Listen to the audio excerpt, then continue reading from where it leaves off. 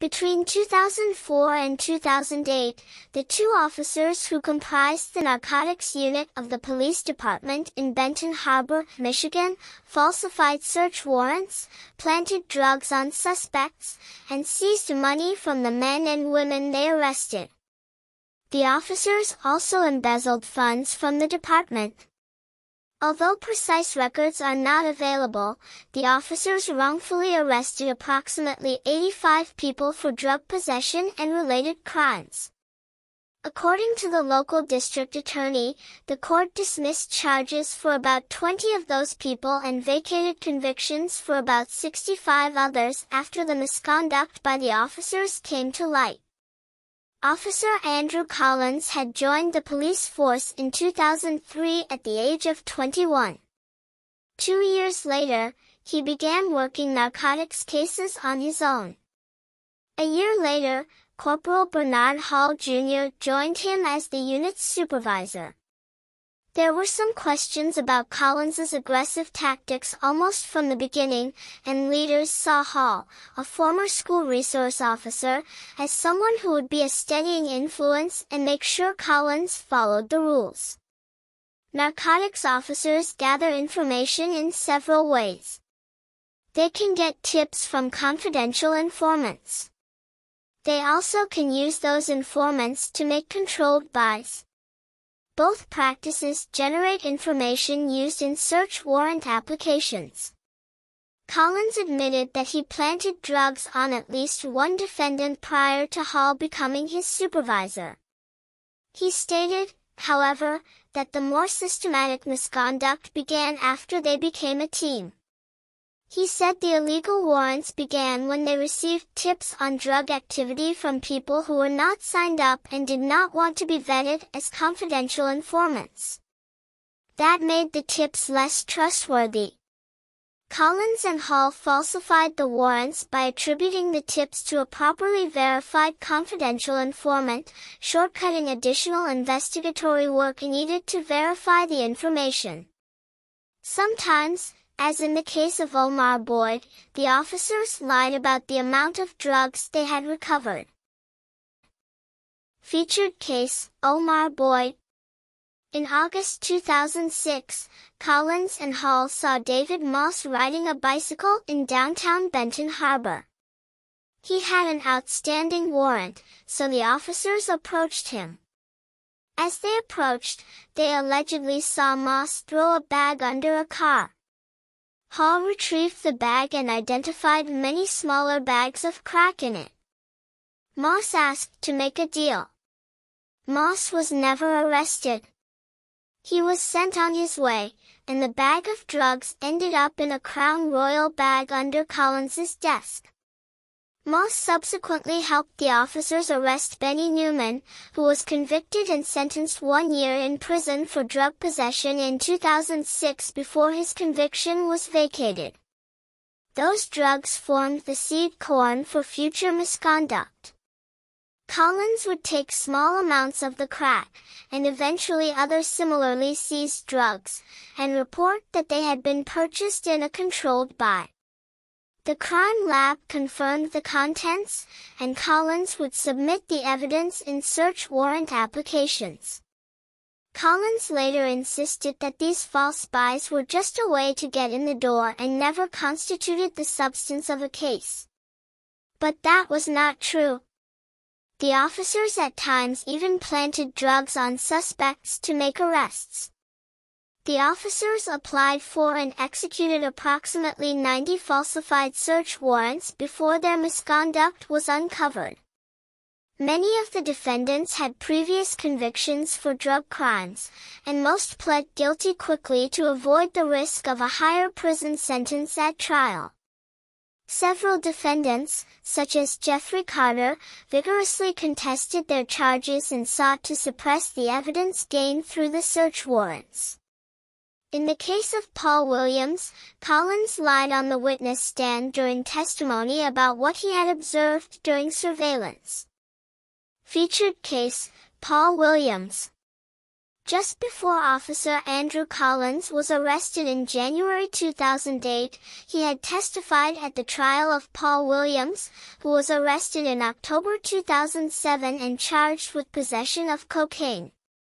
Williams said Collins and Hall planted the drugs at his residence and lied in an effort to seize his vehicle under civil forfeiture laws. Collins later admitted that he lied on the witness stand when he said that he had seen Williams driving the car during the surveillance period. "I knew Bernard," Hall wouldn't have known that because I had just made it up on the stand. "So while there was a break, I told Bernard what I had said so that he may, if they asked him, he would know what I had said." The court convicted Williams on January 18, 2008, and sentenced him on February 25, 2008 to a maximum of 40 years in prison. This took place 1 week after an internal police investigation found drugs in Andrew Collins's lockbox at the police station. The court vacated Williams's conviction on December 23, 2008. Jeffrey Carter was arrested in March 2007 after Officer Andrew Collins said in a search warrant application that a confidential informant had bought crack at Carter's house.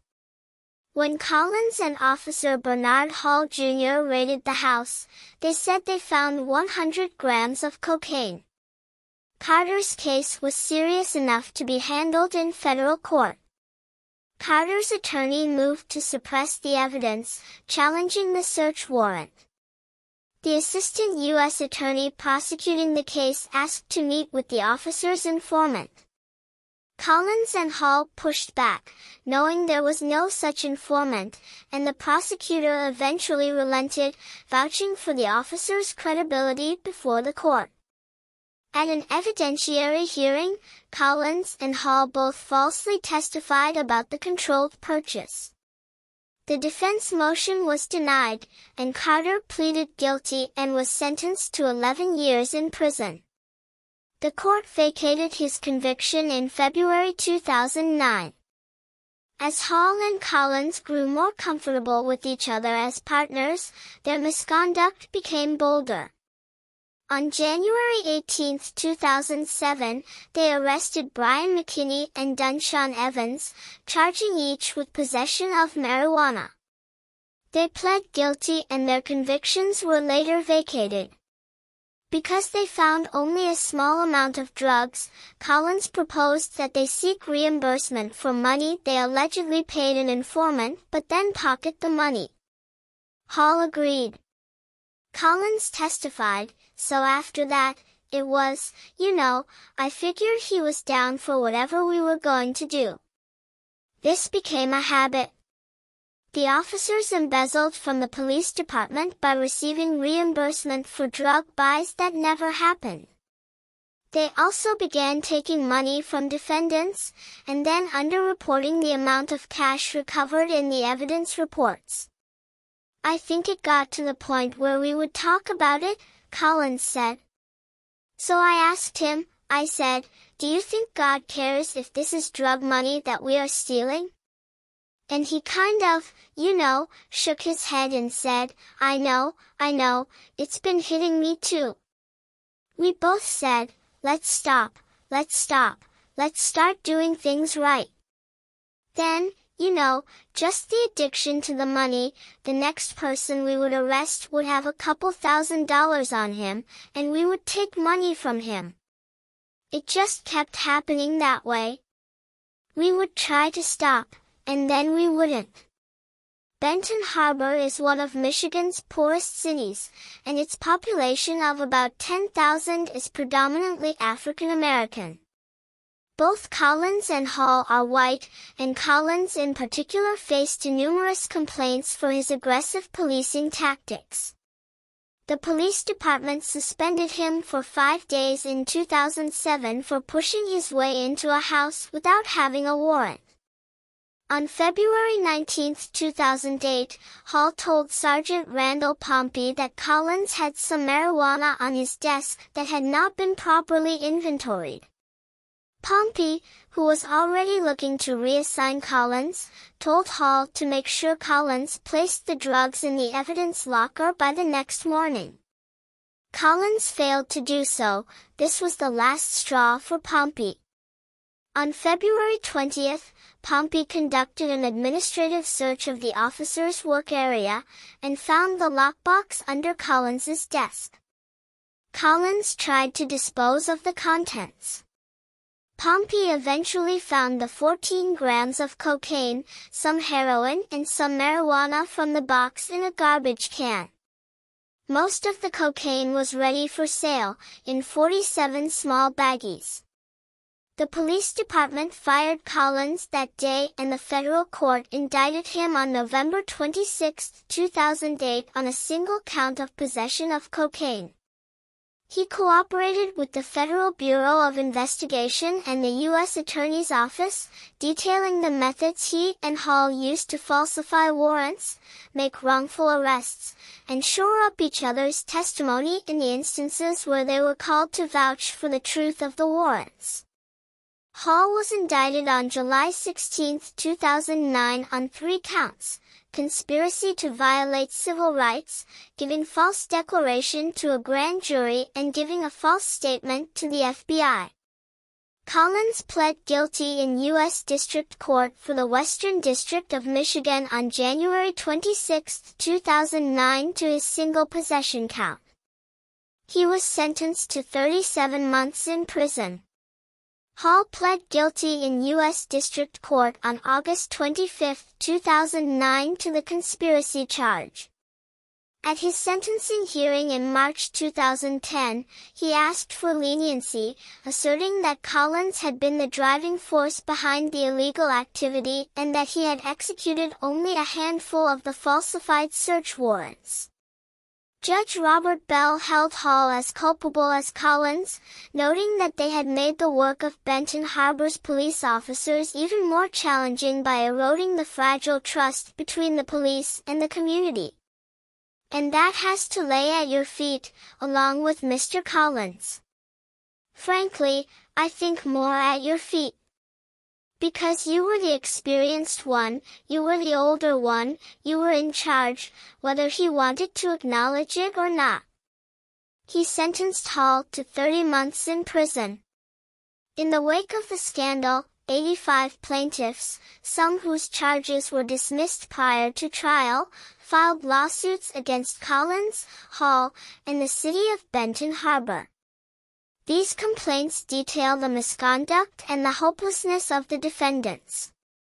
For example, Sheriff Sally was stopped on July 9, 2006.